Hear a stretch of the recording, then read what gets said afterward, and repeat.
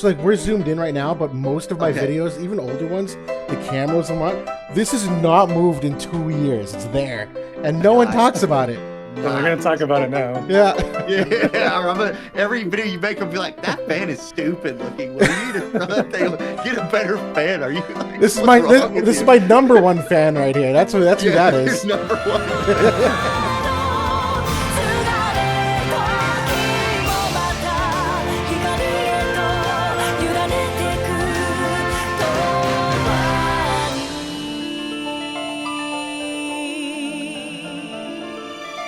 Welcome back, Visions fans. This is a particularly exciting Leonis support. We are here with AURONNJAY, obviously alongside JB and myself. Happy Monday or Tuesday or Wednesday, whenever we get this uploaded. But hopefully a good week so far for everybody. Obviously a lot to talk about, and for good reason we brought Auronn on to share some thoughts here. Auronn, how's it going, man?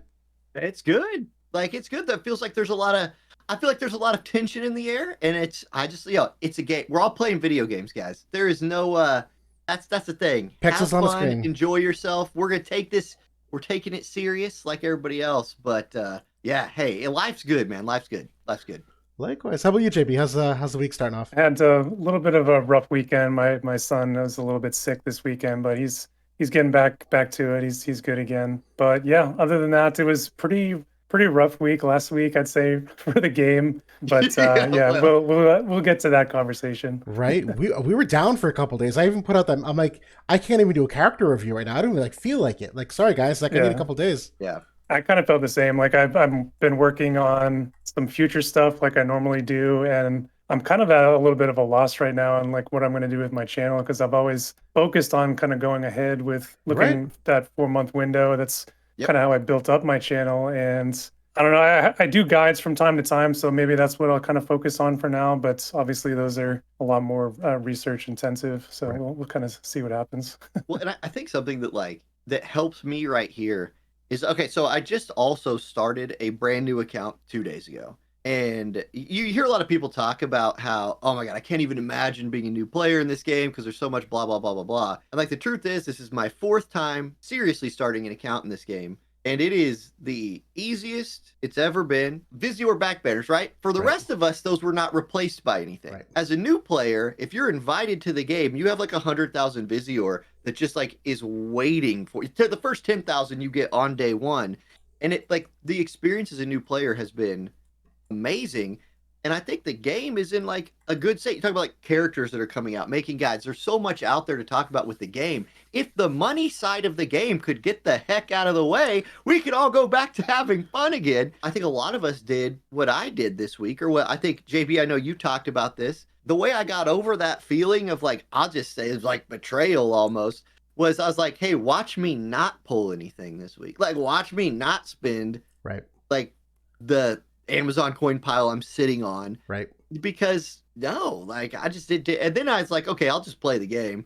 So I did. No, Sam. Well, thankfully Gumi kind of stepped in, and they at least tried to kind of get back on the right foot. I personally, I still don't think it was quite what it should have been, but we're still like really lacking stuff to actually buy in the shops, which I know that you talked about as well, Auronn. Yeah. But just there's no excuse for having a collab come in with absolutely no packs. Especially when you look at like JP this week, like they're not even having any kind of special, like it's just like the summer celebration. Jaden's coming in. The banners that they got on this week on just some random week are off the chains. Like they got a select Dark Esper for free, like a select, you could select Wrath for free. Like, give me a break. Wow. Like, why didn't we get something like that? Like, why aren't they hooking us up like that right now? So, okay, I have a little bit of a theory on this. And I know we're already like, there's a, if you guys are watching at home, there's a schedule on the side, and we are off of that. It's 5 minutes in the video, See ya. and we're over here. Okay, I have a lot of theories about this. And I think they announce the beginning of this timeline merger, at least. I don't like using the word merger because, like, Will, I watched your video. Nothing is merging about the two servers. Nothing. We still have our game. They still have their game. The difference is now when a, like, global unit comes out, it's also a JP unit. Right. That's it. That's it, really. And we don't get our global exclusive buff on the vision cards anymore. Okay, fine. The announcement, get your technical shit together before you come out and say that we're going to hook a bunch of stuff up. because the patch, like, and I told everybody in my first Right. video when they announced that, I was like, guys, expect 5 hours of extended maintenance every Wednesday for the next 3 months, because they can't move the starting time of class match 1 hour without canceling class match and bringing the server down for 2 days. Right. Like, I think it's like Intern Kun and one guy. Yep. And that guy just got moved to JP, so it's just Intern Kun in America. And he's like trying to do all this patchwork, and he's like trying to put the special shop in. And he's like, oh God, every time I try it, breaks something in the game. And eventually they were like, just don't put anything in. Yeah. We need to get the game live. It's 9 I mean, p.m. to be honest, I don't really mind the compensation 1K viz. Right, so that's true. if they need to That keep was it down nice. for 5 hours, you know, that's, hey, Right. more power to you. Right. Oh yeah.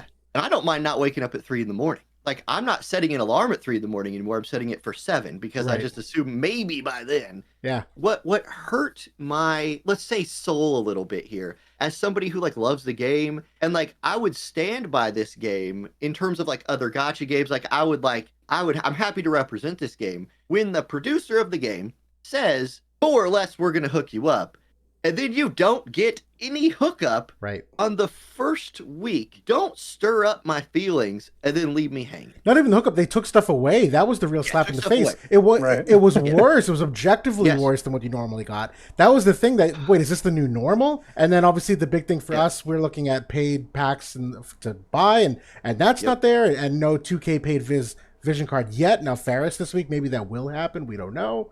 But like, my goodness, big step back. And I the thing feel too is, like personally yeah, that go ahead. they thought that these give back tickets were going to go over much better than they actually did. If they had never said anything about these tickets and then Yep. had just given us them on that day, Yes. maybe people would have been more impressed. But they already announced these as kind of like before they even talked about worldwide. Right. They said that they were giving us these tickets, and JP already got these tickets, you know, Right. on their anniversary. So Right. it's like we're already kind of halfway expecting these things to come in. So it didn't really feel special at that point, I No. think, or any kind of hookup. The thing I thought about the tickets, like I actually thought the tickets overperformed, because if you're somebody who's played the game forever, there was nothing I needed. Okay, I needed new Howlet. That was the one character I don't have. Yep. That was on those tickets. Of course I don't get him, but I was telling people, like, guys, look, I'd be surprised if these tickets gave Mog medals, and I would be super surprised if we got Vision and Soul Stars. Right. And I think I got like 3,000 I have a ton. I'm with stars. you. Yeah. So like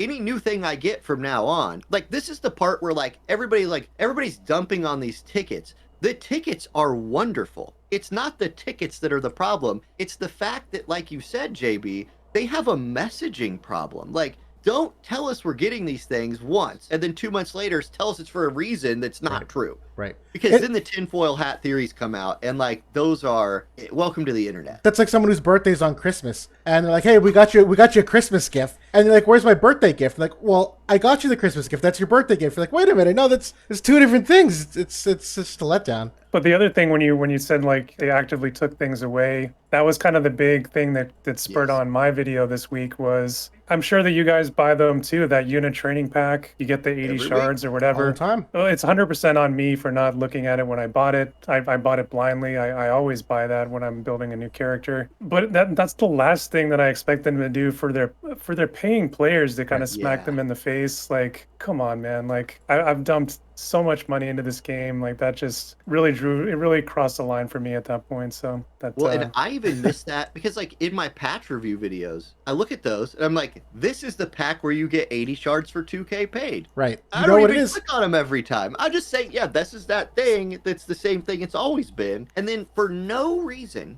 it's gone. Right. And then, like, there again, like, you get back to the messaging thing. It's, say you submit a support ticket, which I encourage, like, everybody, just All the time. swarm them with support tickets. That support ticket goes to Gumi. Gumi does not develop the game. So Gumi has to take that. They deliver you some kind of, like, pre-generated response that is, you know, if you've ever called tech support or, you know, customer service, you get some kind of response. Right. And then, based on volume of complaint or idea, it's forwarded on to Square Enix. And so, not only is, like, the delivery bad, but then you're waiting for, like, the corporate chain of events to happen so you Right. can eventually get... So I do think, like, and JB, you mentioned this, like, I was happy that at least in 2 days they got out and confirmed that, okay, the gill shards, yeah, we messed that up. Right. And we put that in the game. and we're giving you the ones you missed. So we're also going to give you, and then essentially what they did is they said, yeah, the login shards for Bart's, whoops, here those are. And we'll Right. give you 40 Lena shards too. It was like, okay, I'm not going to get caught up on the like way they word their apology. I don't give a, just give me the stuff I want. It's like, come on, like you can't stir up our emotions and then drop the ball. This was not the week to drop the ball. This was the week to err on the side of make people feel like you got our backs, and instead they did it had the opposite effect. But the one thing I'm very impressed with them by is the speed of turnaround of those gifts. I didn't expect that. I think most of us were like, next week when they release the new patch, at the earliest. Hopefully they'll do something. The fact that they heard us and within 24 to 36 hours, they knew we have to do something. Justin was on it. We have a mod chat in the Discord for like the general server that he was there and he was aware. So I'll at least give props to them that they were responsive. The thing that it's a nice carrot in the meantime to hold me over because yes, they heard us. They did some immediate goodwill that's way out of the ordinary. I'm still nervous about the sustainability in the going forward though. Sure, they made us whole for this week. But if this is the new normal, we just got a Band-Aid. You know what I mean? The next 2.5 months are going to be a shit show, like straight up. It's going to be a mess every week. The patch is going to be broken every week. There's going to be, like this week we get Faris, her Vision Card Esper, and the Vision Card Esper that's supposed to come like at the end of this collaboration. We still don't have Raph yet. Like they are going to just, they have to, the plan that they made, they did not have to make the plan they did. But now that they are on the path that they are on, the only way through that is just shove everything in at weird times. Right. And so I mean, we're getting Sildra and Faris, which we pretty much all knew were coming.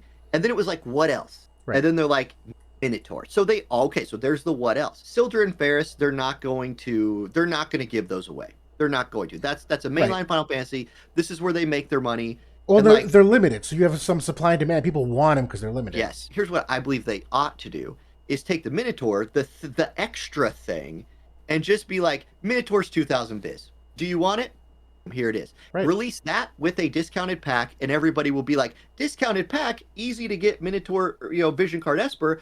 I feel like I got hooked up. Right. And if I want to do Final Fantasy V, I still have 30 days. I can decide to do that at any point. Right. I can wait for more patches. If I just want the new cheap discounted thing, great. Right. And correct me if I'm wrong, though. Wasn't the precedent set that for many of these collabs, there was a 2K paid vision card for almost all of these collabs? Am I misremembering that? I mean, they've done it several times, but it's definitely been kind of hit or miss. Okay. Yep. It's never been like a guaranteed thing. Right. They did do it during Final Fantasy VI. They have done it recently a couple of times. So got it. I would compare it to, I'm a teacher, right? If I come into school on the first week and I'm giving away a lot of candy and I'm giving up a lot of free time, in my mind, I'm not setting a precedent. I'm just trying to be nice at the beginning of the year. Right. And if I try to dial that back, the students are gonna be like, no, we get 4 candies a day and we get 5 recesses. And I'm gonna be like, who said? And they're like, well, you gave it to us last week. I'm like, I didn't promise you it next week. Right. I can take this away or give it whenever I want. And so the flip of that is it's a bad idea for me to give something. Right. Because it creates this like community expectation of, like you mentioned, setting a precedent. They never came out and said shit. Exactly. And so exactly. And so they never set a precedent. They just one time gave us something nice, and then everybody's like, cool, this is the new normal. And like, no, it's probably not. The only precedent that's really been consistent is 40 shards cost 2,000 Visior. That has been in the game since the beginning. Almost everything else has changed. Right. I will say, though, that I think kind of the backdrop or the takeaway, I think, for Gumi out of this whole situation should be that the community is really kind of at a breaking point or a crossroads in terms of exactly what has happened over the last 6 months of the game. The absolute increase in the cost of the game due to every unit being 100 cost. They've halved the pull rate in the game, essentially. They have taken away, some other perks even before this last patch, like the VC step-up medals and, a couple other small things as well. That's hurting especially free-to-play players. It's hurting everyone, but free-to-play especially, they're, trying to plan their account and play at a top level. If we lose players like that, I mean, who are the whales going to play again? I mean, That's right. there's not going to be enough What's the players left, incentive? right? Yeah. You know, I mean, there's only so many people, but payers are also kind of getting fed up with things. It's too expensive to pull all these units. We're going to pity all the time. Gumi needs to Gumi needs to get it together, right? Like Yep. it's not like this patch came out and this is coming out of nowhere, right? This is building up. People, you know, they need to get the hookup here, and it needs to be a sustained period to kind of help reinvigorate and get people back on track again with the game before we get to that 4-year anniversary, which Yeah. who knows what's coming then, right? This sustains the Yeah. big thing. I was gonna say it's later, but this is as good a time go as for it. any. I feel like we get it. I feel like the community is underestimating how devastating the loss of the 3 to 4 month roadmap is going to be. You will never be able to save or hoard Viz again because you don't have that roadmap to know that RAF is coming in 3 months. You literally don't know what's coming the next 2 weeks. So even us as content creators, we at least have the benefit that sure, we can do some objective analysis about certain things, but we do rely heavily on JP to see 3 months of sample size. All right, they release this character, how they do versus these 2 metas, how they do through these 3 Guild War maps. When you accelerate that timeline, and we only have 2 weeks to 3 weeks to evaluate a character, you might only get one Guild War. Right. You might not even get one Guild War, more than one Guild War map to see their performance. And so you look at a character, I would be irate if they dropped Faris here in JP, great water unit, 100 cost. They made an Esper and a Vision card, and as a limited unit, I blew a bunch of Viz. Then I'd not hoarding, right? If you're live, you can't hoard, so you have to either spend to get it or use the reserves. Next thing you know, 2 to 3 weeks later, Bridal Elia comes out, and you have a sunk cost investment, all that money and whatnot wasted. That's a terrible feeling that I don't think many are prepared for. In addition to just like not knowing how good some of these characters are going to be, it's going to be tough. I agree that like it's going to be a kick in the nuts having to not have that window anymore. However, what I would say is, and this is something that like this was a rude awakening for me and a lot of the people who are like regulars in my channel, is the majority of people who play this game already don't look 4 months ahead. The majority of people who play this game, their guild wars is like the teams they're fighting are like Prince Mont, Winged Stern, and Lightning, because Lightning's that person's favorite unit. And like that's their guild wars. So for those people, which again is the majority of people who play the game, it's not the high end. The top end, right. If you're in the top, let's say 25 guilds in Guild Wars, all of this meta stuff matters a lot because that's wall planning. There's a lot there. But most people aren't that, and most people come and go from the game anyway. They just like they come for Final Fantasy VII collab, and then they play for 2 months, right. And then they come back for Final Fantasy VII rerun or the anniversary, and that sparks them back up again. Like maybe we're sick and we have something in our heads. We're like, because we play I'm like, no, if I miss my dailies, I'm gonna hate myself. I've never missed a day from day one.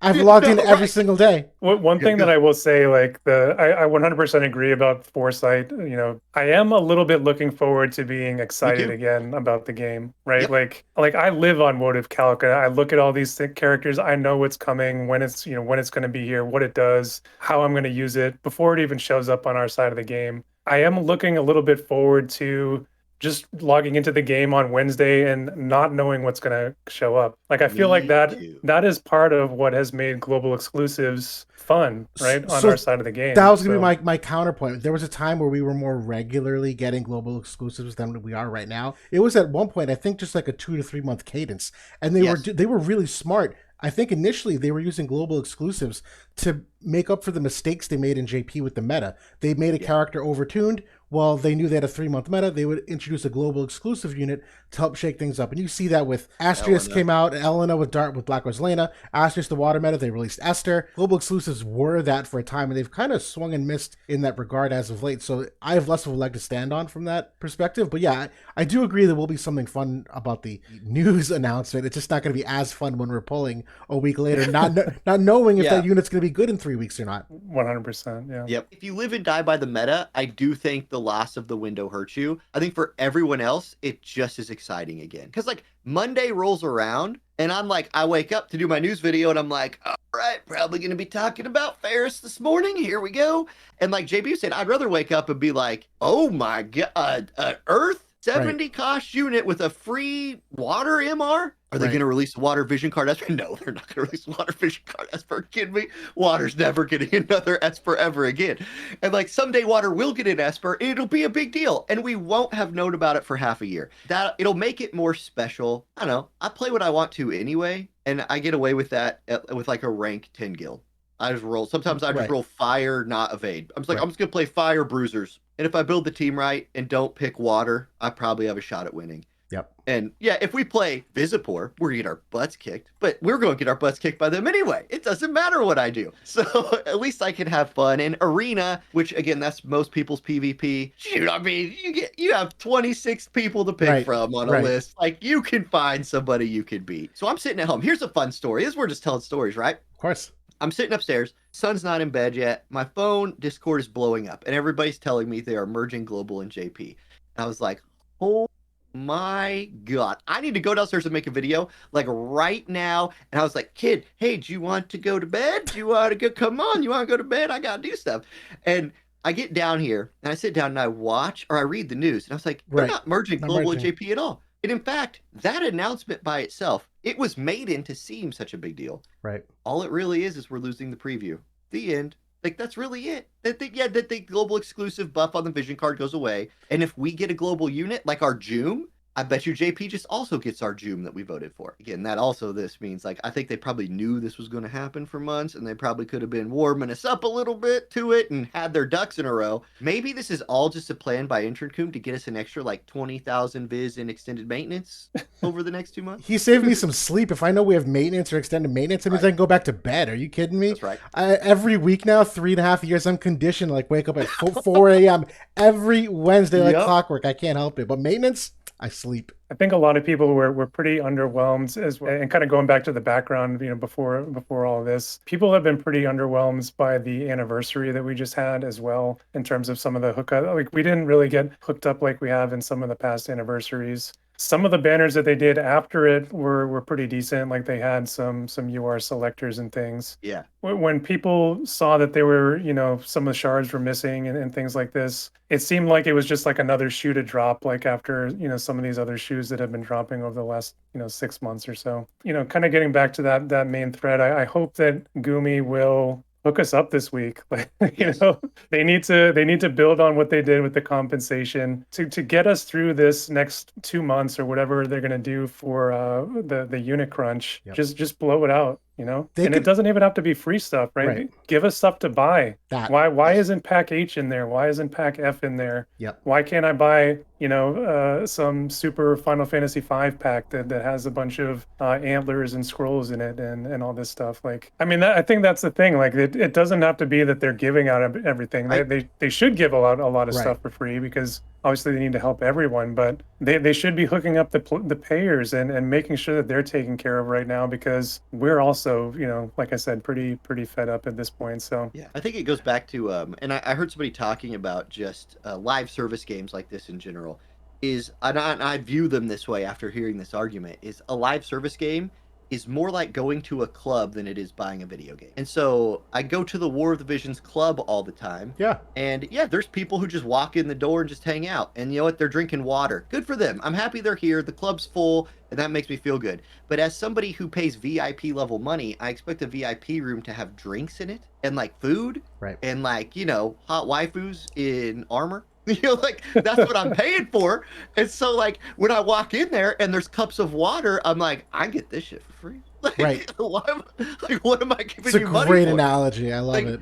And so, and I think that way, it makes you feel like, and the reason I like that analogy is because someday the service will end, just like someday the club will close. Correct. And what you paid for was your time, the time you spent, that's what you paid for. And I think people who understand that, because I'll flip this around here in a minute. I think that's why I don't mind spending money on the game, because I do feel like the developers, the artists, like all of these people, this is a great game. This game is really, really good. Yeah. And I want to support that. I want to give this club money.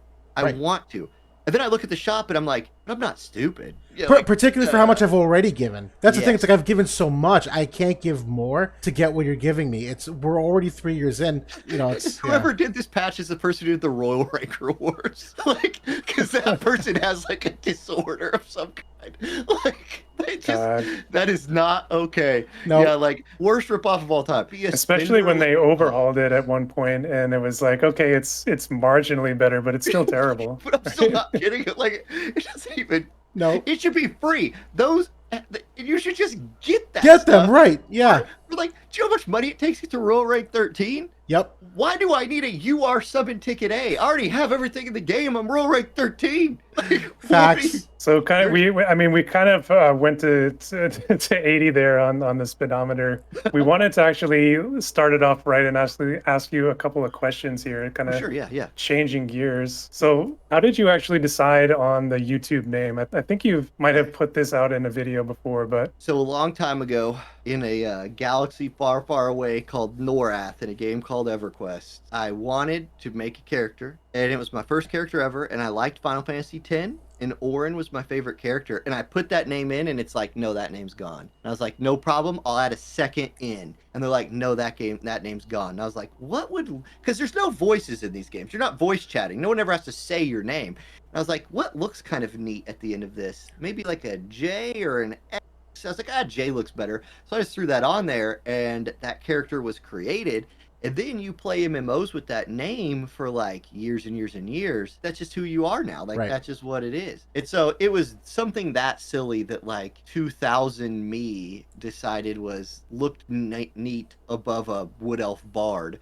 And so there we go. We all have done that. I know we have names similar to that. I was a big EverQuest player myself, actually. Yeah, that was it was my first MMO. I think that was kind of cut my teeth on that one. And it's funny, to this day, I've gotten better about it lately, but for the longest time too, I could never remember, was it 2 R's or 2 N's? It's like the old banana joke, like BANANANANANA, and I would do AURONNJAY, and I'd always like forget whether it was 2 R's or 2 N's, and I finally got it. Oh yeah, AURONNJ. And on that topic, JB, how'd you get 79 in your name? I don't even think I ever asked you that. That's my birth year. Oh, okay. All right. Okay. I'm an old man. we all are. Yeah. 6 years. I'm an 85 guy. I'm 88. So I'm all right. I'm the baby, but I probably have the most grays. At least I have hair, though. I can't complain. It's true. That's true. So so we'll keep going here then. JB, thanks for. I've been dying to ask these questions too because we don't get to always go this in depth. I am curious. So we're talking about 3rd anniversary here. How has War of the Visions been for you the last 6 months or so? Okay, so like my opinion on this is that War of the Visions, the gameplay of War of the Visions, has been on an upward trajectory since day one. Now there's definitely little but if you draw the line of best fit, I still think the line of best fit points up. I have liked Transcendence more than I liked EX jobs. I think 140ing a unit, it's an antler in a couple Mind Spheres. And again, I'm a day one player, so when I need more Mind Spheres, I just go to Stern. And I'm like, thanks for the 100, Stern. You save those other 1,600 for the next time I need them. I feel like as a spender, as someone who's played for a really long time, Transcendence has been really easy. Yep. Now, you can't transcend everything, and I kind of had to accept that like, I really committed to Earth and Light for some reason. And that's just where and Fire a little bit. So, like, instead of playing everything now, I just sort of play those 3. But I pick and choose the good stuff from other ones for later, because I know eventually, like, when EX first dropped, I felt like it was really, really hard. Now, max reincarnating a unit is another thing. I still only have 2, and I'm not close to 3. The biggest part about Transcendence is it just gave Master Ability 3 or EX ability, whatever. Like, and that's what I liked. They put most of the power in the easiest to get thing, but then it's like the game Disgaea, for example. I love that game, but like you can go way down the rabbit hole in that game and be like, I'm gonna do like item worlds, and I'm gonna level up items to level 99, and then like re-roll them, and I'm gonna spend 3,000 hours doing that. And if you want to, if that's what makes you happy, it's there for you. And I feel like that's what reincarnation is. And like that there's PvP in this game adds the element of like, oh, but now it's not balanced, whatever. And like, I guess my counter argument to that is like it's a game where you can spend money. So do you really think that like, I do think we could also all agree that like maybe gacha games deserve a little bit of like, maybe, I don't know if like government regulation is the answer or some kind of like price cap. Like the prices could come down considerably. Yeah. And I don't think anybody would complain. And I think at the same time, you bring the prices down, you price in a lot more people, and you might not end up losing a bunch of money. Good point. And Yeah, I mean, it worked for Walmart. I don't know, like Walmart sells some stuff pretty cheap, and they make a lot of money. So like, That's a good I point. don't know. Yeah, I mean we're talking pixels here. Like it's not like Yeah. it's not like they're selling any sort of like vital commodity here. Correct. True. So Like clubs that sell Bud Light make a lot of money, and clubs that sell like $80 drinks of like wine also make money too. Right. And I don't know how it compares, but you can sell a lot of bottles of Bud Light. Oh, Anyway. 2023 Bud Light, that's like $7 a bottle. No, I'm kidding. Oh, you're right. Yeah, excuse me. Yeah. I feel But you yeah, though.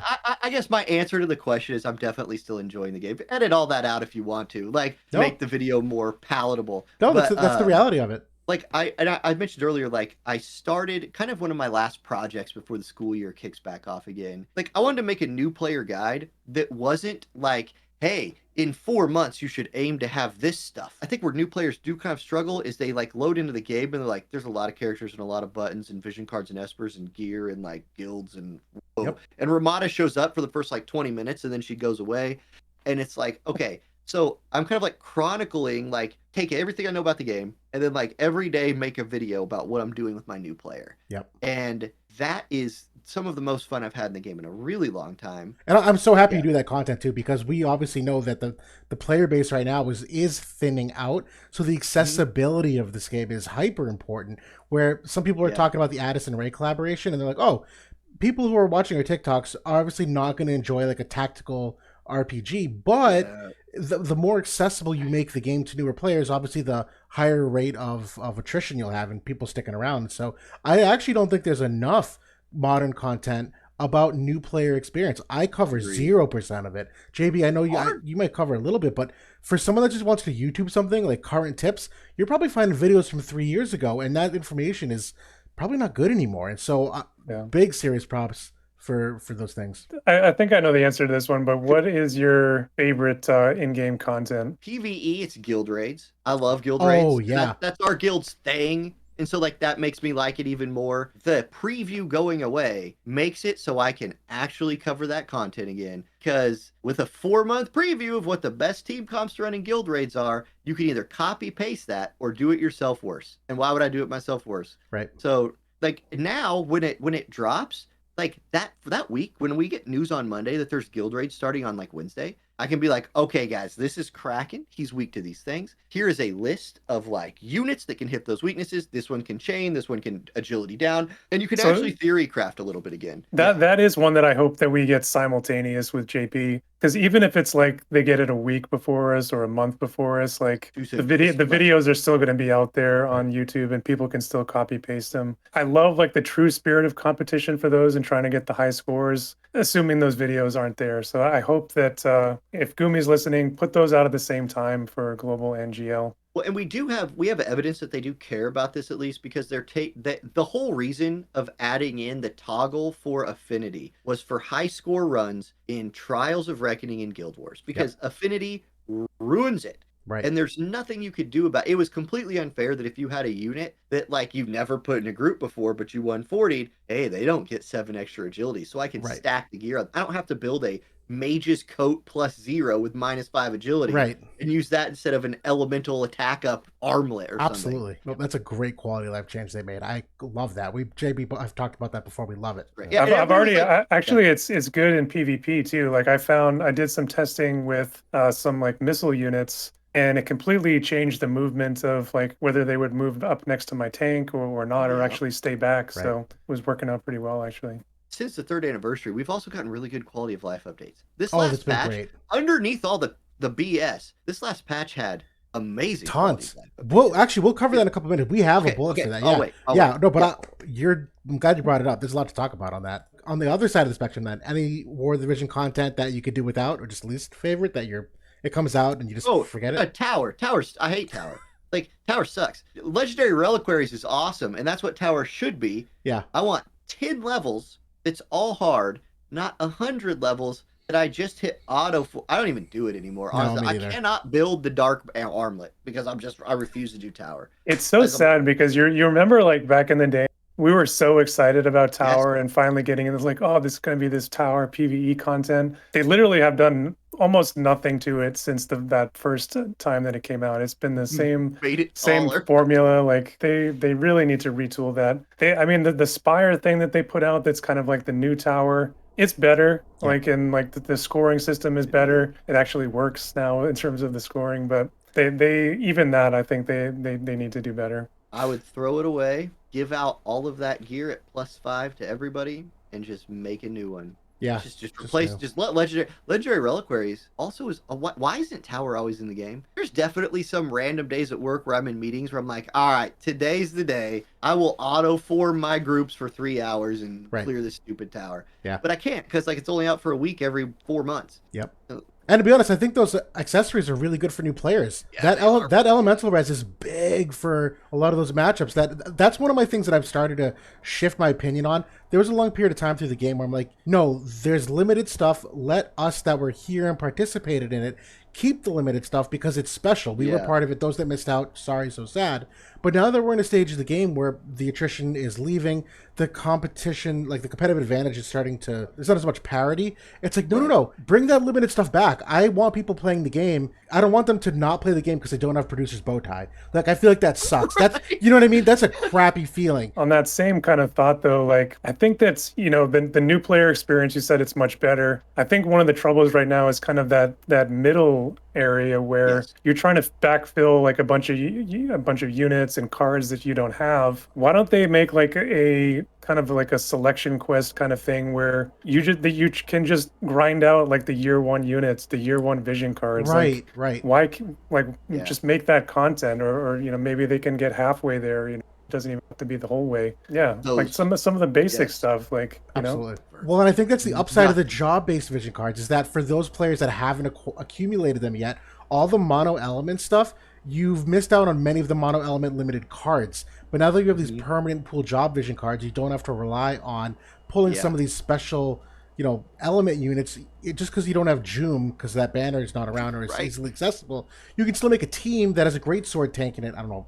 I'm making that up. There's probably not a great sword tank, but Joom, right? But you know what I mean. Like this, it allows some accessibility outside of what we've missed, because so much of the limited stuff is just gone now because it was limited. So on that note of like quality of life improvements that, you know, helping to potentially implement, is there still a game quality of life change that you'd like to see them implemented that we don't know of yet? Sliders on everything. Everything should have sliders. I should never have to click 100 times. Yeah. Just never ever. Chocobo Expedition. Sliders. Reincarnation needs it badly. Oh my god.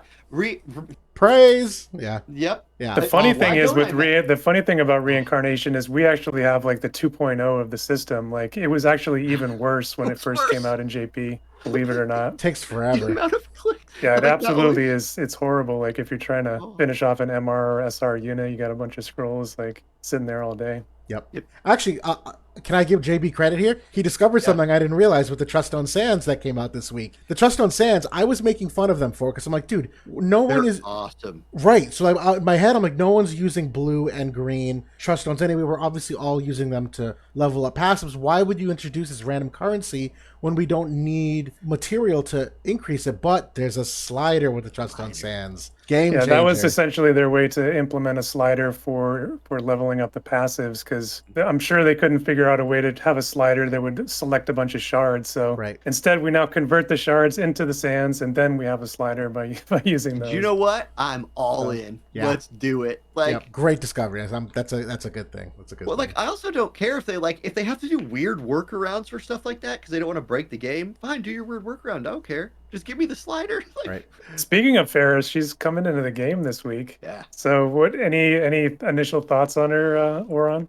Well, are you gonna pull for her? Yes, on my main account, I'm going to pull for her. Honestly, I'm pulling for her because she looks the coolest of the 3 characters. She does have the pirate chic thing going. Yeah. Great job with it. She's going to be really good at, like, one thing and pretty good at everything else. Like, her one really good thing is fighting fire evade. She's a ton of accuracy. She just stacks AoE resist, walks in there next to Astrius, and just, or Dia, or whoever you got, and they just walk in there. Perrine, one shot.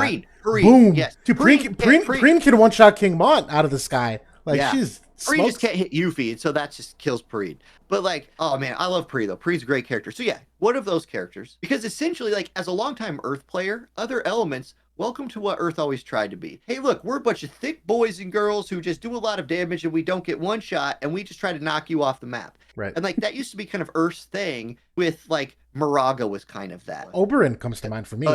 Yeah, Oberon. Even characters as far back as Luelle. What was Luelle's thing? She's like, I'm a mage, but I'm also kind of hard to kill, and I got defense. Kilfay. Same thing. Kilfay. Yeah. That's what. I'm sorry. Kilfay was who I was talking about. No. But you're right. Luelle does too. It's the same idea. And she drains life. Like that's always been Earth's thing. They just were never really good at it until lately with Bradley and Dialdo, because Dialdo's supposed to be a tank, but he's actually a high damage DPS unit with 17,000 HP. And so like, it's crazy how tanky he is, by the way. Yeah, it's awesome. People were like, what's your limited Guild Wars team strategy? And I was like, no, I just pretend like it's only 2 characters, Bradley and Dialdo, and then I put Slime in there to wear vision cards, and that's my team. Nice. And those 2 just 2v3. It's a good character. I just think that with her, she's going to do that really well. For that, she'll just do like modern levels of damage as a water slashing attacker. She could chain for PvE, so if you don't have enough of those people, she has a defense debuff. If you like don't have Titus or one of the other characters that could do that. And she looks cool. And that will, with Final Fantasy mainline collabs, people did not pull Lightning because Lightning was going to change the meta. Yes, Lightning was a good unit. She did not shift the meta. But she did shift the meta in that she was everywhere because people liked her. Right. But she wasn't Starlight Elena or Dwayne. It's funny you mentioned that. I've brought that up before. A lot of times we have to be careful sometimes about how we talk about characters. And I've even put in a grade now in my report card, game disruption, because there's something to be said for, even if a character is really good, it really matters more how many people pull for them. Yeah. If not enough people pull, then they don't actually make an impact on the game. And we've even talked about that for like top 10 walls, where it's frequently not who's like the objectively best character, best team. It's who do you have 30 of? Because that's the team you're making. It's the people who have 30 of that character. So the pull rate, to your point, is a big part of that.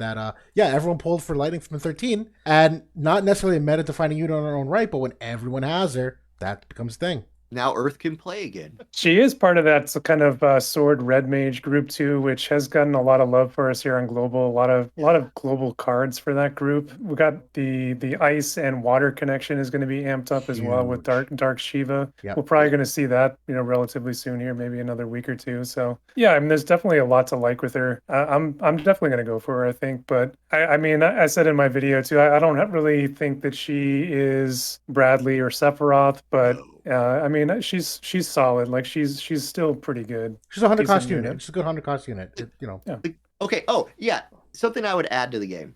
I don't know if this answers the question. What is the common thread of video game? Let's say 95% of people who play Final Fantasy Brave Exvius War of the Visions played back on PlayStation 1. What is the game that we probably all played? Final Fantasy Tactics. Right. Boom. Rerun that thing 3 times a year. Why do not you run?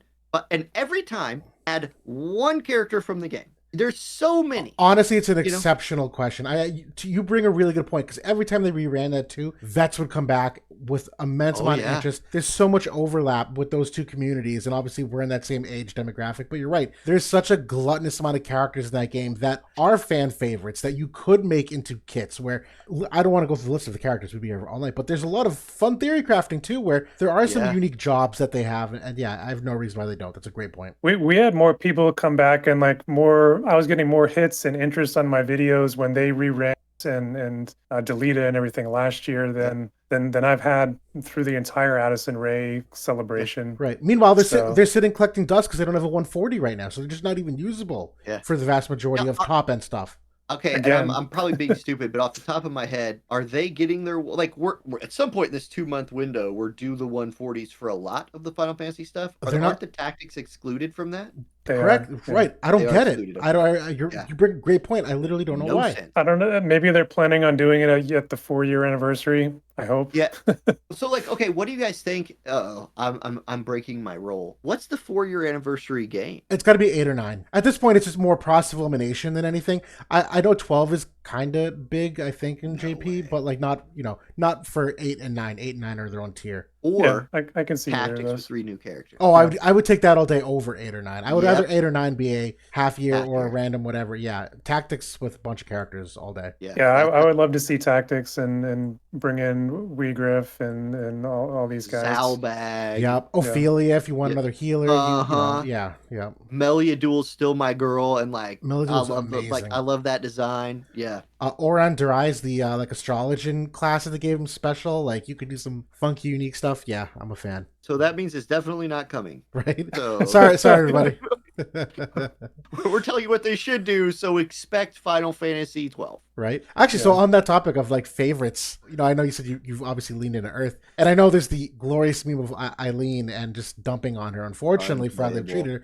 Is there a real story behind why she came to prominence on your channel? Like, why is she your favorite? I'm curious how that came to be. Because she created my YouTube channel because now again, people who are just playing recently might not remember these days, but I was not a content creator yet. I don't think any of us were content creators at like month 2 of the game. Oh no, no, I was like a year and a half, maybe, into the game. Okay, so Orlando's coming. The very first Final Fantasy Tactics banners are here, and everyone who plays the game, Clake, Diggs, the OG folks, right? All the videos, and even the people who like Josh Jones, who used to be called something else. Howls. Yes, Howls. Everybody had the same message. Orlando's coming, and he is the character that, like, if you don't have him, you can't play the meta. And I was just looking at Eileen's, and I can prove this because you can look at like characters acquired in order. I got Aileen before I got Mont. Like, Aileen was my first character in the game somehow, and like she shows up in slot 1 if I sort by obtained. And I was like, and everybody had her on like the bottom. She would be alone on the bottom tier of tier list sometimes. And I was like, I'm kind of new to gacha games. I don't understand what rerolling is. So I just had her and I was building her. And then everybody's like, oh, this Orlando character. And I was like, wait a second. Golden armor's in the game and that gives slash resist. Eileen has 20 natural slash resist. She's his anti-element. Engelbert doesn't do damage. And everybody runs Orlando, Engelbert, Ayaka. All I have to do is run Engelbert, Ayaka, Eileen. I match them twice and counter them once. And that was like my whole theory. I would just go into fights and it would be like Eileen versus, Orlando. And I was like, these guys think they're going to win. He can't kill her. He cannot do it. And she one-shots him, and because she had a ton of damage. Right. Her problem was Lancer's stupid. It's a terrible job. And so they tried to like overtune her attack to make up for it and didn't even come close. Anyway, she's unplayable now. Like, that job's still too bad. It's just not... she's actually, her number one use is in PvE chaining groups because Lancers can slow and use a triple hit vision card. Right. And that is like, that's her thing. Yeah. That is where she belongs in this game. I do miss those days of like being able to make any character like supremely tanky through damage resists, like before penetration. Like I mean, just making like any character like have a null magic resist, that's or slash resist, whatever. It was those were some of my most fun, I think. Oh, I agree. Yeah. And you used to have to like making mono damage type teams used to be stupid. Right. You would never run all slash because what if you ran into a team of slash resist? You can't kill them. You can't, right? Exactly. Yeah. It's tough. It's a lot of extra math nowadays. I do think that's one of the learning curves too for people that come in addition to the toggles and the chess pieces. It's the math that the in-game menu will tell you it's this % resist, but in practice, that's not the resist even close to it in game. And unfortunately, even the menu, that's what, if you were to like reverse the question, like what's a quality of life change I would want to see, their menu status needs to be overhauled in game, where if you like click on a character on the magnifying glass, you'll see like slash attack up. Well, that's great. How much slash attack up? It'll say penetrate, like how much penetrate, like the lack of visibility there in addition to the math that you have to do anyway. That's why like WOTV Calc is invaluable to me to have a builder that I can like do that. Because even in-game menus, I couldn't tell you without actually manually in my head knowing where the sources are, and I have to hope I didn't miss one. Like, it sucks. And most of the time I just end up having to go to some map and put characters on it and be like, how much more damage do I do if I equip this?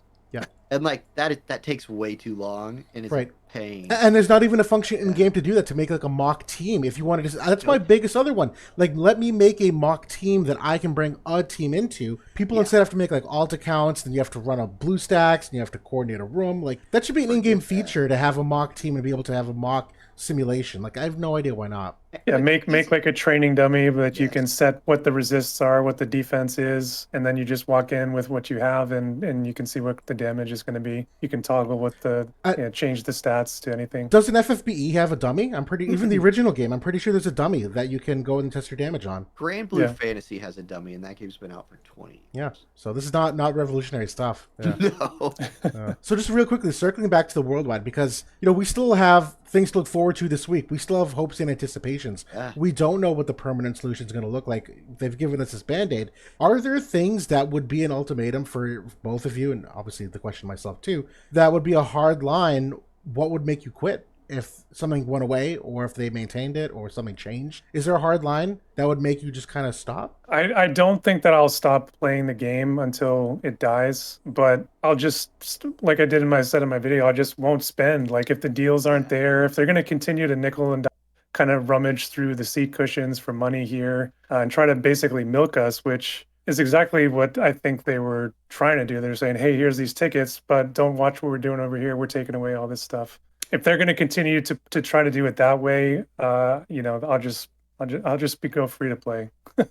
Right. And I think a lot of people will. I think a lot of people will walk away completely. A lot of other people will go free to play, and we'll probably be EOS here in 6 months. So Right. Definitely echo what you say about I like this game. I don't think there's anything gameplay wise they could do that would make me not like the game. Same. I think that's answer one. I love this sort of game. I wish there was what I've loved about Legendary Reliquaries is it makes me play manually, and I don't like manual PvP in this game.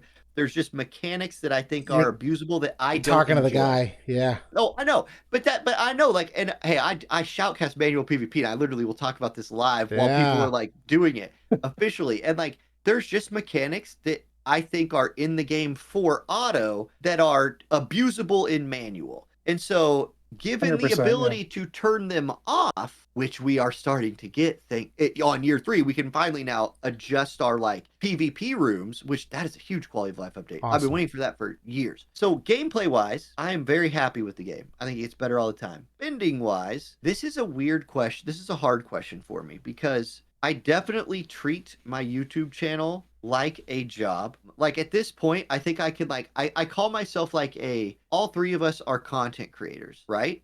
And there's a point in that, oh God, I hate using words like journey. In your content creator journey down the magical rainbow content creator road. Anyway, there's a point on that journey where like, it's such a part of my life now. And I like that so much, but I won't make content for no one. And so if other people are driven away from the game in such numbers that I could pick anything else and do better, which it already kind of happens. Like I guarantee you, if I go make a tier list for Honkai Star Rail, that video will get 15,000 views. It's funny you And, mention that. I know that's on the table for you. Other games that you've dabbled in looking at other avenues. Oh, Ni no Kuni Crossworlds? I had like 100,000 view video for that game. I was getting videos like 50,000 views, and it was making a lot of money for me, but guess what? I didn't like the game. I don't think you can approach creation from a business perspective. I just don't think it works. I think it must be a passion-based thing, and then the business part will follow, and then at some point, the business part might even take over, and it breaks the whole passion project part of it, and then you become Blizzard. Oh shit! So, I'm wearing an Overwatch shirt as you say that. yeah, how's Overwatch 2 doing? Good by the way? lord!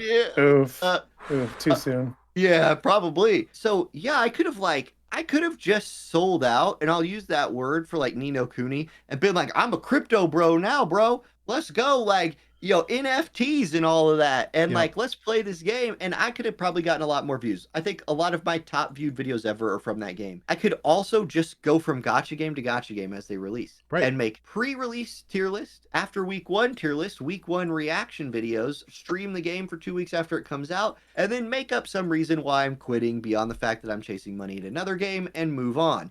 And like, I'm not going to hate on people who do that, but I wouldn't enjoy it. And have another job. Like, I don't do this only. I got a real job too. And so for me, that has to factor in. I will continue making content for War of the Visions as long as this game exists. But I might not make 10 videos a week. I might make 2. Or I might make 3. And like, your marketing for this game consists of Facebook advertisements and Instagram ads. And that's not very good. And like, but you have the three of us doing this. We are choosing on a Monday night, is 10 p.m. for me, to sit here and make content for this game. We are not being paid by Square Enix. We are not being paid by Gumi. We are being paid by nobody. We just care about this game. Right. Thousands of people will then watch this, and we are doing more good for the game right here, I believe, than any amount of dollars you're putting into boosting Facebook posts. Right. To my mom. Right. Like my mom not going to play this game, and that's who's on Facebook. Like that's a demographic older than us, and Right. like I don't want my mom to play this game. God, she'd suck at this game. So like, she needs to keep playing Words with Friends. Like that's what my mom. That's who should advertise on Facebook. And so like, I hope that the developers understand that we do a lot for them, and very rarely in my case, and never in other people's cases, are we getting any sort of direct compensation from the company. Never. I will say, like, I am paid to do the official PvP tournaments. That all, like, so when you ask a question of, like, what could they do to make me quit playing? I felt lied to this last week. Right. I felt like the producer of the game got on a video and said, everybody listen, it's going to be weird. We made a weird choice, but we Right. felt like we had to do it. And I think like Ever Crisis probably has a lot to do with that. They might be like shifting. I asked everyone I could. It's like, I was like, hey, are people getting fired? And everybody said, no, nobody's getting fired. Right. But they can't really, they're not going to tell me what's going on. Right. So I'm assuming a lot of people are now like the global team might be moving some Ever Crisis. You know, that's normal. That was my justification, right? You have another higher yielding project, so you're streamlining this one. That seemed obvious. Yeah. Total sense. Makes total sense. But don't tell me you're going to give me something. Don't. And not give it to me. And expect me to just like, I know I'm doing you a favor. Like I know I am. And there's this sort of mutual understanding that like, yeah, you're going to do right by me. I'll say to your point, I don't want to like pat ourselves on the back, but I do think in like little back of my head, the three of us and more putting out videos as soon as we did with the unanimous discontent had some influence. Where obviously Justin gets a X amount of pings anyways, but I think I know they have that community team that likely picks at some of our videos as they come through the algorithms, that seeing collectively, because to your point, the power of whatever it's worth or whatever you quantify that as, that we have in influencing the sentiment of the community and their spending ability and how you direct them to spend. You're right. If you kill that portion of it, of what we potentially do, that's an easy way to suck the momentum out of anything going forward. It wasn't just us too. Like it was the community. Like I'm sure the amount of tickets that went in that said, hey, where is this? Why isn't this in the shop? Where are the deals?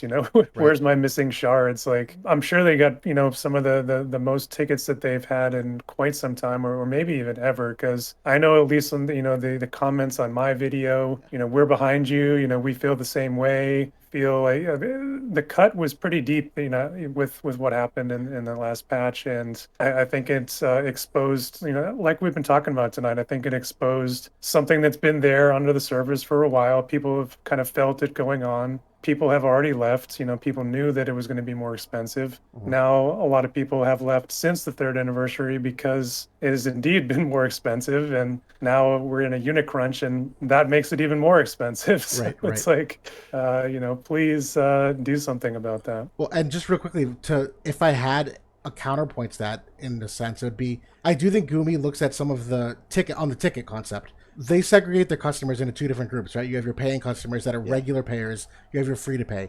I do think that Gumi likely looks at that free-to-play, or even minnow. Even if you were a very light spender, you're part of that category.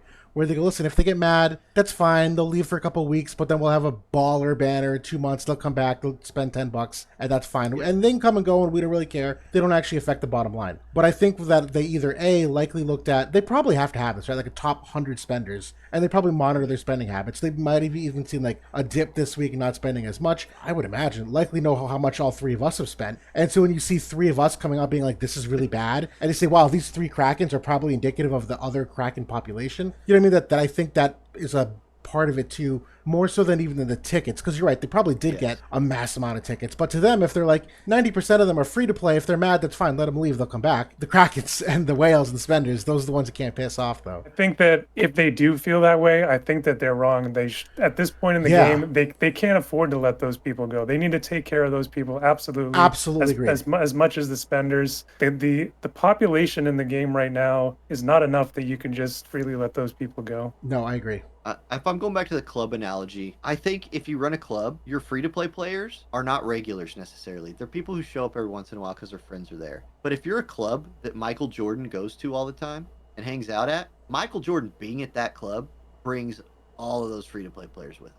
Right. And so if you piss Michael Jordan off and he's like, I'm going to this other club, watch what happens to your like regular people. They're Right. gone. Well- You'll still have some people show up. Well, and those But, free-to-play players that go to the bar, they might go as free-to-play, and then they realize they have a great time and they spend money they didn't anticipate spending. So you might convert a lot of those players that came in, maybe not having those expectations to stick around or pay, and now you've convinced them. So yeah, you got to get them in the door though. If you don't, you alienate them. I agree. Happy hour special, aka Pack F. Where it like Right? I'd put Pack F in every other week. I Yeah. put it in every other week. Easy mode. Awesome. Because like let's be real. Here, developers, listen. I would continue to buy everything I currently buy, and I would buy Pack F Right. It's extra every money. time. Right. You're just getting 8 more. It doesn't get me the whale purchase bonus anyway. So like I have to get the whale purchase bonus if I'm going to whale that week. And then Pack F is just one of my 99-cent purchases, but instead of 99 cents, it's $7.99. Right. It's free money for them. Free money. Yeah. And every one of the people you described that normally doesn't buy anything, they see all our videos where we're like, holy moly, Pack F is here. And they're like, ooh, it's that good of a deal, is it? Well, I'm a thrifty consumer myself, so I will also be a Pack F enjoyer. I will give my opinion on if I think something is a good deal, if I think something is a bad deal. I will tell you if I'm going to buy it. I will tell you if I, like a paid Vizio shop, I'll be like, I buy everything in the shop. Right. Like the 5 Vizio paid shop. I'm like, look. Oh, just buy yeah. everything. I don't believe that it's like I don't think I have the right to tell people how to spend their money. No, I think I could give opinions on things, and I give a lot of opinions on things. But I had people telling me during this whole thing, like the flip side of this is, I had people telling me you shouldn't spend another $1 in this game until they like do something about it. And I was like, I'm gonna go spend money right now. You know what? Because I don't like you, I'm gonna go spend money right now. I didn't. Right. But that's like. No, I'm the same. To me, that's my biggest advice to anyone playing the game right now. Just play in a way that has fun, whether you're spending or not spending. At the end of the day, it's just pixels. Whatever you play to get some satisfaction out of, whether that's theory crafting, whether it's going for high scores, whether it's the social side of things and you just don't even care about the Guild War results, whatever you're doing to have fun, I think that's the biggest mental transition that even myself am going to have to make as we go through here, where I have to take a step back and just be like, listen, if it's not as fun or it's not fun anymore, then just dial it back and do something that makes you have fun with it. There's no doubt going to be a change in how we spend and allocate time as this goes on. So just find ways to still enjoy it. That's it at the end of the day, and you can't tell anybody else how to enjoy the game. That's up to them. So one of the couple last questions here are more like just general game Q&As. Obviously, we have a lot of fun with these to see each other's perspectives. One that I've noticed, though, is like kind of a new age power creep in the game. Our characters starting to get too complex. We were just talking about like the penetrations and all the math that has to go on, but there's buffs now. You got like 4 different buffs on them. There's a dispel, some of them fade earlier, some nullify certain things. There's counters and interactions. On the one hand, it's obviously really cool and it's fun for theory crafting. On the other hand, though, that's like a very important part of power creep, where you look at a character nowadays compared to one from a year ago, and you literally just can't even put them in the same bucket. I mean, is that things any truth to characters being complex or not? Yes, I think that the short answer is just yes. Like they try to add little buffs to old characters, like but it's always a generation behind. So like now original classes might get single target resist added to one of the buffs they could cast. But we are currently in the age of like, well, that's not, I mean, single target resist is nice, but like I need my DPS character with their attack buff not to get single target resist. I need them to be able to not pierce the enemy's defense and turn off the enemy's piercing. Right. Because that's what the new character does. Right. And my old character's already behind that. But then it gets weird because like the old characters still aren't bad. It's just I don't like. Okay, here's what I don't like as a player, and especially as a shoutcaster. Even at 2x or 1.5 times speed, I'm trying to shoutcast a match, and if Yeah. I don't walk into that match knowing what the 5 status effects from that group buff are, including the ones that are for the teammates, including the ones that are for the only self, because it's like words, words, words, words, words, words, words. Right. And so I focus in on the stuff I think is more important, like, oh, they just picked up courage, right? And then with that courage came the ability to turn off haste and a little bit of AoE Right. resist. Decrease AP consumption, like all these little things. Yeah, yeah. Yes. And I think some things, I guess maybe based on like deep diving the numbers, I wish they'd just hide some of that stuff. I don't need to see it. Like, just tell me this buff makes him do like beat slash attack up was easy to understand. My slash attacks will hit harder. Right. And what it doesn't show, like, Will, you've famously broken down the formula many times for damage. Yeah. Imagine if they showed that shit in game. Nobody would play. Because like you're like, all right, so wait a second. I'm doing the thing that's modified after this other thing that's modified, and there's like a Roman numeral here. So like, what? The 10% here, there, where yeah, absolutely. Yeah. It's 10 So steps. I think that design, I don't know, like maybe they had to design it like that. Like I said, I'm not a designer, I don't know. But I do think that it's a bit playing Final Fantasy Tactics back in the day. All I did to understand if a move was better than another move was I hit something with it, and I was like, "Ooh, this one hit harder. I like that one better." Buffs, I do think that we are approaching a point. Games get to points where you start doing like billions of damage. Yeah. And it like is a very different game at that point. That's why like people say all the time, instead of nerfing anything, you should just buff everything. And I'm like, no, God, no, because you start buffing everything, and then damage cap goes from like base 9,999 to fully unlocked 39,999. Right. And at that point, there's no coming back. And again, World of Warcraft is a great example. Yep. You get to a point where you're looking at 4.2 M instead of 963. Right. And I do think that there is a little bit, some buffs have a lot going on and a lot of conditionals going on. And those conditionals can be very hard to keep track of. Right. So I guess that's my answer. Yeah. I'm with you. I think, yeah. I mean, I think it's definitely complex. It's been complex for a very long time, though. Yeah. I think that that's good for the hardcore players. Like, I think that's one of the reasons why this game, you can really dive into it, and absolutely, that you can't do that with a lot of mobile games. I think that's one of the things that has held on to me with this game, is that I can really get in there. I can really, go down a rabbit hole with the interactions and the different buffs and how I can counter that and come up with unique gameplay, use the older characters and maybe find those special niches that they might have. For the average player, it's definitely too complex, but it gives us something to talk about. It gives us something to teach people. It's and I mean, I think that there's some goods there too. Yeah. And I don't know if this would help it or hurt it, but I was talking about like menu visibility earlier, being like quantifying more of the effects. I do wonder, to Auronn's point with like the damage calculation, is there something they could do that you go to hit someone and you see, total projected damage, but then you see like what's the base damage? What's the critical hit rate percentage? Because you don't know that right now. You don't know what the critical hit rate percent is. But you have to calculate that by hand. That sucks. That's a lot of work to do for a game like this. So show me the critical hit rate chance. Show me the critical damage that you would do above the base damage. Show me like how much percent, like small little things like that, I feel like would make the game a little more digestible. And obviously you would only know that from manual play. You wouldn't see that on the auto side of things. Then again, maybe there is a way to do it on the auto side. Maybe there's a status bar on the bottom that when you do a damage attack, you see like boom, boom, boom, 2 numbers pop up, and you see like I think there's creative ways to do it, because right now there's a lot, and maybe there's more. Maybe that's too much. Maybe that's the opposite. But yeah. So like I think because War of the Visions is a PvP game with a meta that evolves, and the meta matters because there's real in-game rewards tied to your PvP performance. Like you are incentivized to be decent at PvP in this game. Yeah. And I would not have played this game for 3 years without PvP. Oh no. No. The PvE is not nearly good enough. There's no PvE. It's non-existent basically. The PvE is good enough to make me pick up this game, play it for a while, and be like, cool, I beat the game. Right. Yeah. Awesome. But I wouldn't be logged in and do my daily, so I made sure I had some viz, so the next time something good came out, I could pull for it. I do that because I want to like flex in PvP. Right. And for I know there's people out there who are like, oh, PvP in a game ruins the game. man, like every game that makes a bunch of money outside of Hoyo games has like League of Legends is a PvP only game, and like Riot helps set the standard for the stupid payment systems that we're getting into now with games. And so like I just think I love the PvP in this game. I just think that like Well, I don't know. it runs on its own. They don't have to do much for it. It's just it's Guild Wars. It's a map. They just put out a map, and we do the work of Yeah. the PvP. They don't have to But I create love that. enemies. Right? Yeah. Oh yeah. Like, I think that's what we like. Yeah. Like, I think I like looking at all of the because see it gets to JB's point a second ago. He said like that complexity really helps people who like to like.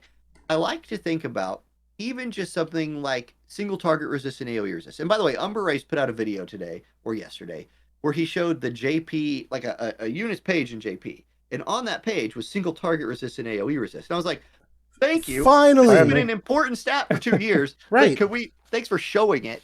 And like I like being like, all right, I can walk in there with 45, and then I got a 20 buff for 4 turns. I'm at 65. Will that be enough to force the enemy to start single targeting my tank?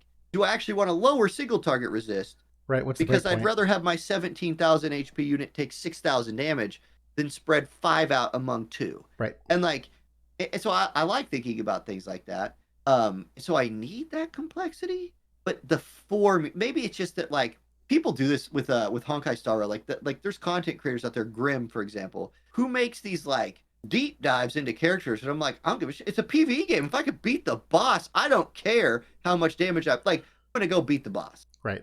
And my character, my weird build beats the boss. So I get that you have a better build than me. Congratulations. You beat the boss a cycle earlier. Good for you. But like, if there was PvP in that game, I'd be like, now hold on. Right.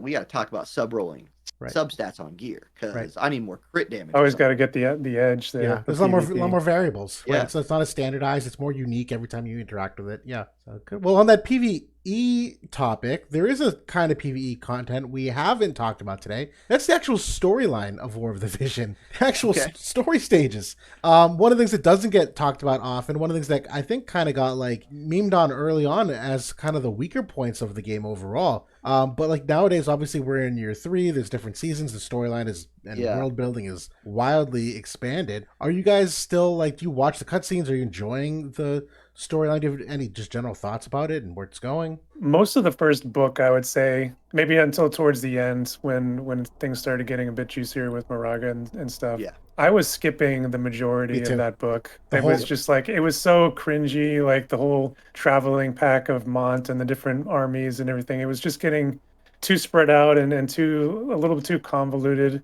I think that it ended well, and that kind of lured me into book 2.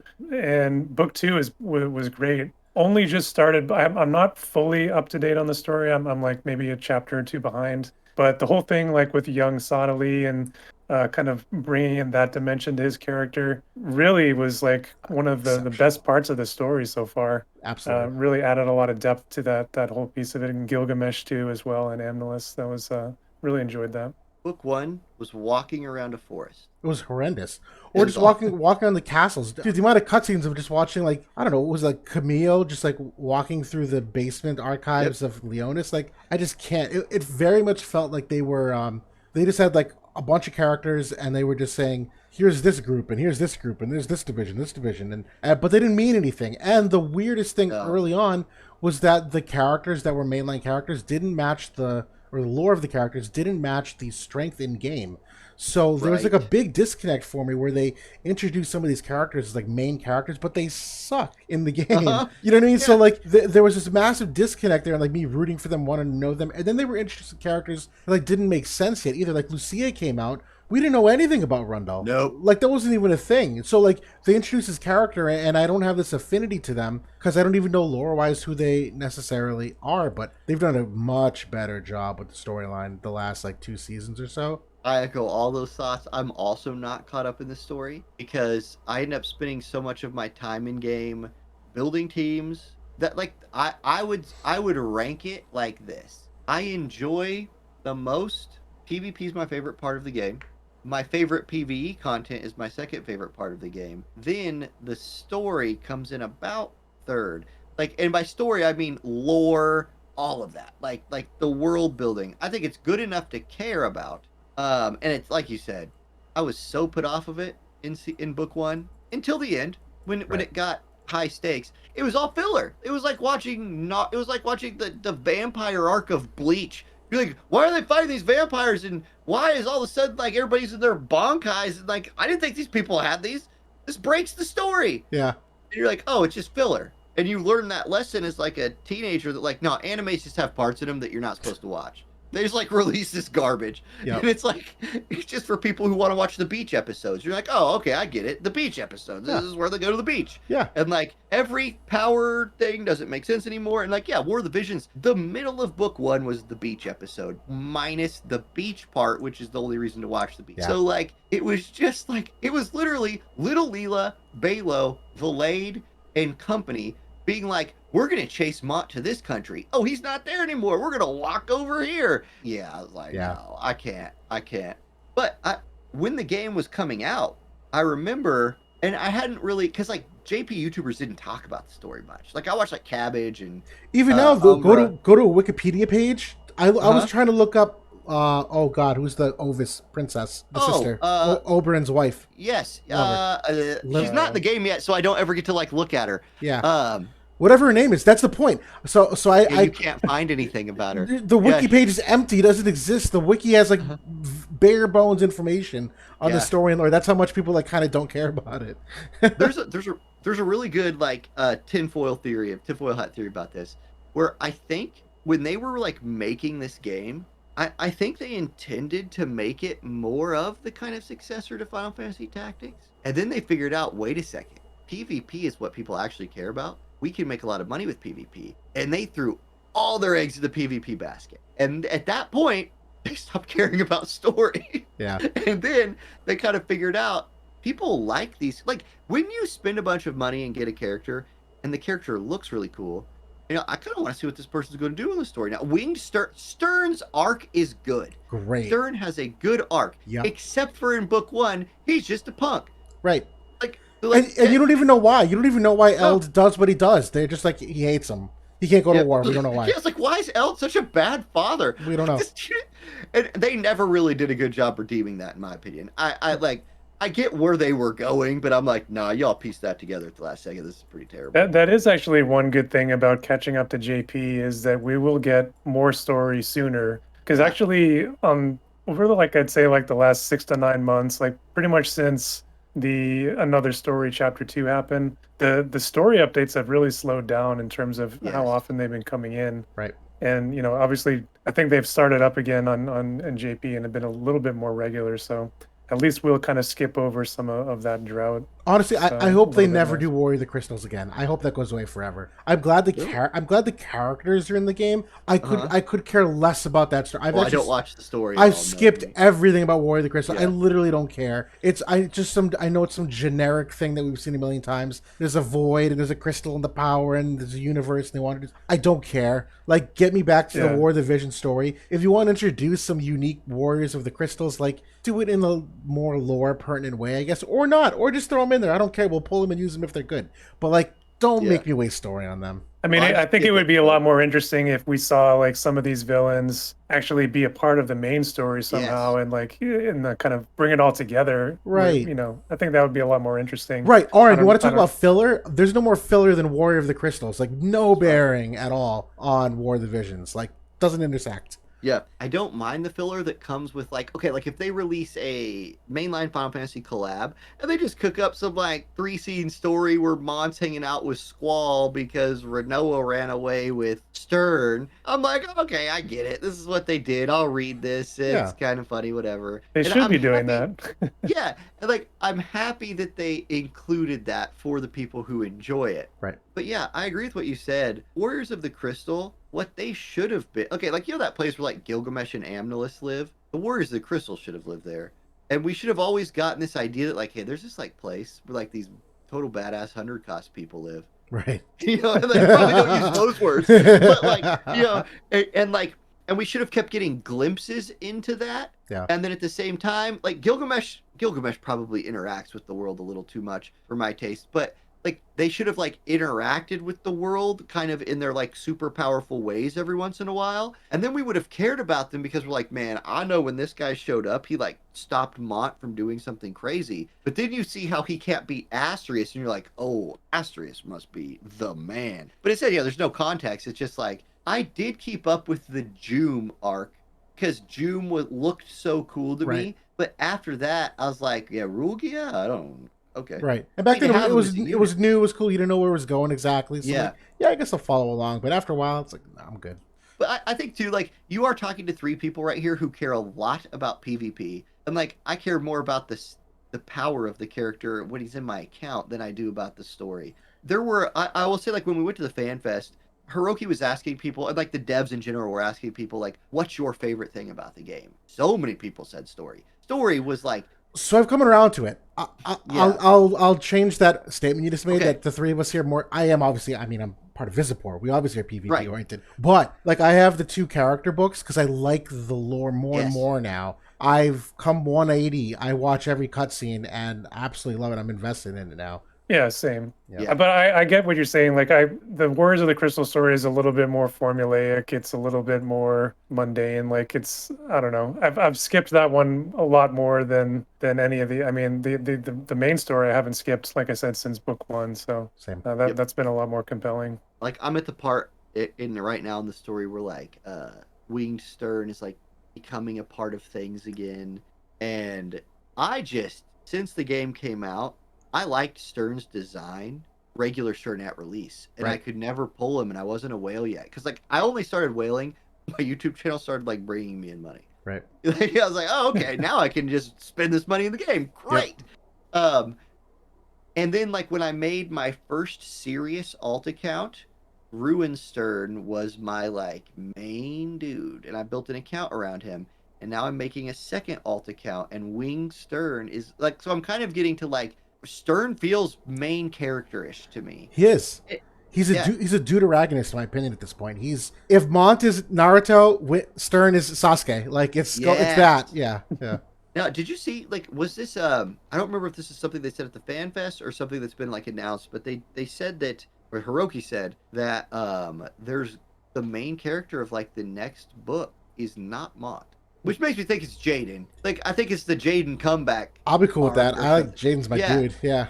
But you're right. It'd be very interesting to kind of take a. Well, they have alluded to more world building too outside of Ardra. That I think that's Rundle's whole thing is that they know there's an enemy to the west, and Rundle was like, Yeah. we're trying to get strong enough to beat them. Unbeknownst to them, there's like this monster that they're fighting right now. But yeah, I think they're building Yeah. up to that. The Realm Scourge is the monster, right? Like Realm- like you said that, and I like opened up the game to see where I am, and I'm exactly right here. Oh, that's awesome. Yeah, I was like, well, wait, let me see if I can boot up a cutscene real quick so I can tell you. Awesome. Oh, by the way, anybody who's watching this, if you want to experience, and I don't know if you guys have figured this out yet, I updated to Windows 11. Like, if you have Windows 10, it's a free upgrade to Windows 11. The Google Play beta client for Windows, once you upgrade, I've had the game open for no doubt 2.5 days, 0 crashes, and it's running at 100 frames a second. Oh, I haven't even attempted it. That's interesting. I think like since the latest update, the game overall has been running a lot more solid Yeah. for most people. I mean, I've heard multiple people in my guild talk about it. For me myself, I think there was like some memory leaks or things going on in the last version of the game that you would just crash out after if you left it open long enough. But yeah, been much, especially, I mean, iOS has always been solid. Like on my phone, I never have had Yes. issues on my iPhone. But for emulator and Android users, I think it's been bad for a while, and I think that's gotten better. Hopefully. Emulator, especially at release, was 5 seconds of play Oh. and 25 minutes of getting back in the game. I don't even do it anymore. It's just not. It's awful. Not even. Yeah. Yeah. I was on stream today. I had my phone like HDMI'd in, and I was like, I was recording a video, and I needed to look at I needed to switch between clients, and I had my alt on the Play Store on Windows, and when I switched back and forth, I was like, oh my goodness, the difference in quality is insane. And every mobile game should have a PC client. Like, if we're being real, Right.